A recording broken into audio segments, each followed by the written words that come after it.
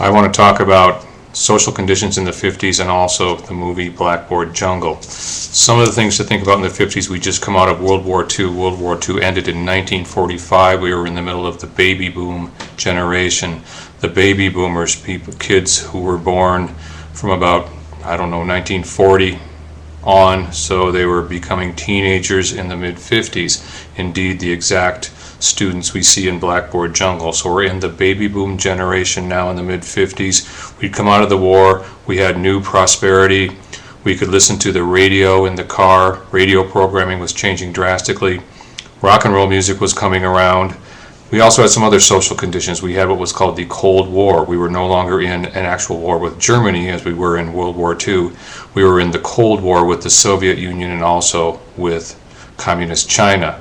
Cold War meaning we weren't actually fighting, but we had nuclear bombs.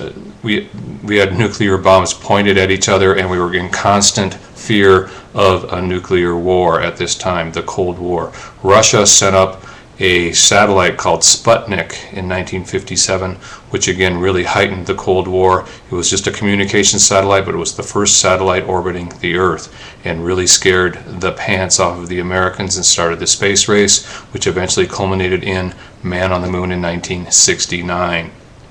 Please start memorizing some of these dates for your future classes. 1945, end of World War II. 1957, Sputnik, the Cold War and the real start of the space race. 1969, first man on the moon. President during the 50s was Eisenhower, was president from 52 until 60. Kennedy became president in 1960, John F. Kennedy. But all through the 50s, the period we're talking about was Dwight D. Eisenhower. And so we've got the Soviet Union, we've got the Cold War, we've got Sputnik, we've got the space race, we've got Dwight D. Eisenhower. Sometimes it's referred to as the happy days, but that's just looking back from some silly TV shows. It wasn't so happy.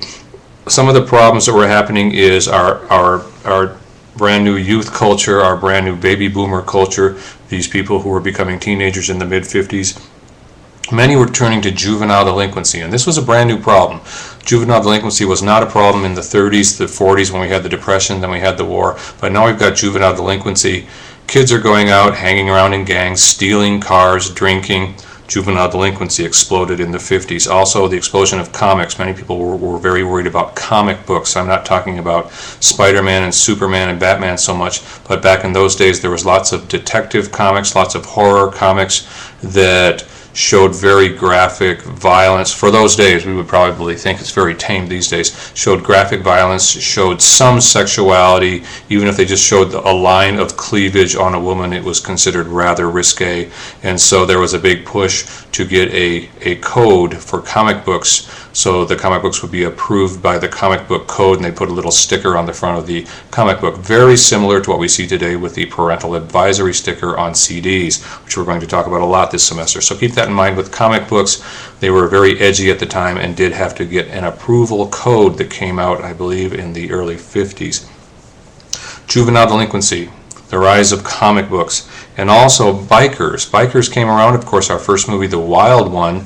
The Wild One with Marlon Brando, 1953, was actually based on a true incident that happened in Hollister, California in 1947, one of the very first biker rallies, 1947, Hollister, California. So the returning GIs would come back from Europe, and many of them had ridden Harley-Davidson motorcycles in Europe as part of their duties. The Army had Harley-Davidson motorcycles to ride in Europe to get around, and some of the duties that the GIs had. So many of them came back to the United States. This is before post-traumatic stress syndrome, and many of them just, the GIs just started drinking too much, and a lot of them became bikers, and well, not a lot of them, some of them became bikers, and it just became a popular thing to do. So this was the beginning of biker culture after World War II, and again, Hollister, California, 1947, a big biker rally, and some arrests, some drunkenness, but it really became the inspiration for the movie The Wild One.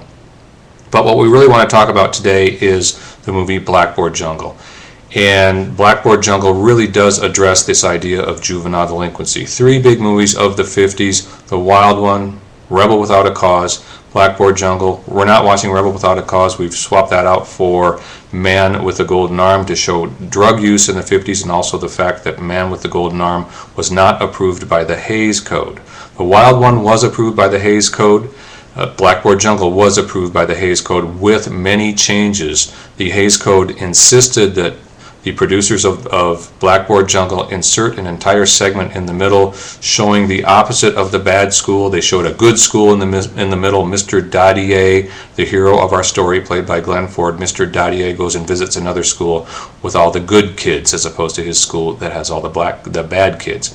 So Blackboard Jungle, very important for a number of reasons. First of all, it's a very well-made movie, very well-written plot, very good acting. We have Glenn Ford as Mr. Dadier, the young teacher who wants to go in and change the world. We've got the young kids, the young toughs, the juvenile delinquents, the punks. Vic Morrow plays Artie West, the worst of the bad kids. He's not Italian. He's Irish, and this is a big thing too. This is another way the movie works, that it really talks about different racial groups, and this was not approved of at the time, this racial mixing. And we think racial mixing is black and white, but in this movie we also have Italians and Irish who are very much looked down upon in the 30s, 40s, and 50s as lower racial groups. So there's some racial slurs being thrown around a few times in the movie, and Mr. Dadier really tackles these issues. So very new cutting-edge concepts. We've got the Italians, the Irish, and also Latin groups, the Puerto Ricans and the blacks. So we've got 4 different ethnic groups all mixing and all fighting and all having problems and calling each other names. And so it works on that level. And also the rock and roll level. Some people think of this as a rock and roll movie, but it's not. The reason it's thought of as a rock and roll movie because of Bill Haley's very important Rock Around the Clock that came out a few years before, but was used for the opening credits of this movie, and really helped to explode rock and roll. Bill Haley's Rock Around the Clock also caused riots in Europe when they showed this movie.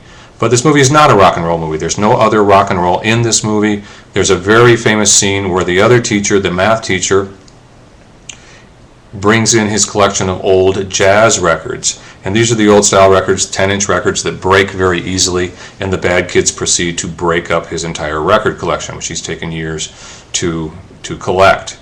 But it's all jazz music, similar to The Man with the Golden Arm, very jazzy. So really the first 3 movies we watched, Wild One, Man with the Golden Arm, and Blackboard Jungle, have all depended heavily on jazz music. We really haven't moved into the rock and roll era in the movies, although again Rock Around the Clock, which opens the credits, helped usher in the rock era. So it's operating on all these various levels. It's a very well-made, interesting movie, addresses this idea of juvenile delinquency in society and in high school, is fighting against the Hays Code, is a rock and roll movie, but not a rock and roll movie, but helps start the rock and roll revolution, and also works on this level of racial mixing and portraying this in a movie, which again was not approved of by the Hays Code. A word, miscegenation, the mixing of races. The Hays Code specifically prohibited miscegenation. Now they're probably really referring to in couples, a man and a woman and a man, couples that were mixed race. But again, in this movie, much mixing of the races. Sidney Poitier plays the young black man. Sidney Poitier, great actor, and does a great role in this job. So we have Vic Morrow and Sidney Poitier as the 2 leads of the tough young kids. Interestingly enough, Vic Morrow later went on to play in a famous, very popular TV show in the 60s called Combat, about World War II, and then went on to have a part in Twilight Zone, the movie, not the TV show, Twilight Zone, the movie, which I believe was made in the early 80s. You might correct me on that. But Vic Morrow actually died in the production of the movie, The Twilight Zone, because there's a scene where he is in Vietnam and there's a helicopter over him, and during the filming of that scene, the Vietnam scene, the helicopter, a big flash charge went off and burned the helicopter, and the helicopter crashed down upon Vic Morrow and I believe 2 very young actors, 2 very, very young Vietnamese actors, and they all died. Now that's not part of the movie. They really died in the production of The Twilight Zone, the movie. So very tragic end of Vic Morrow. What a great actor, and does just an amazing job in this movie, Blackboard Jungle. So all those ideas.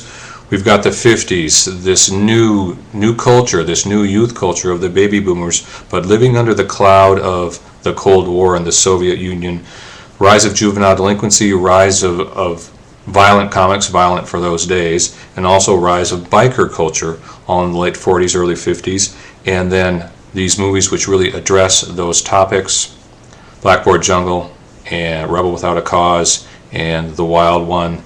And so please try and rent this movie. I believe Randy down at Showbiz Video has it. Also, I think you can get it on Netflix, but really is a great movie. Much better movie than any of the other ones I've mentioned. And that's it for now.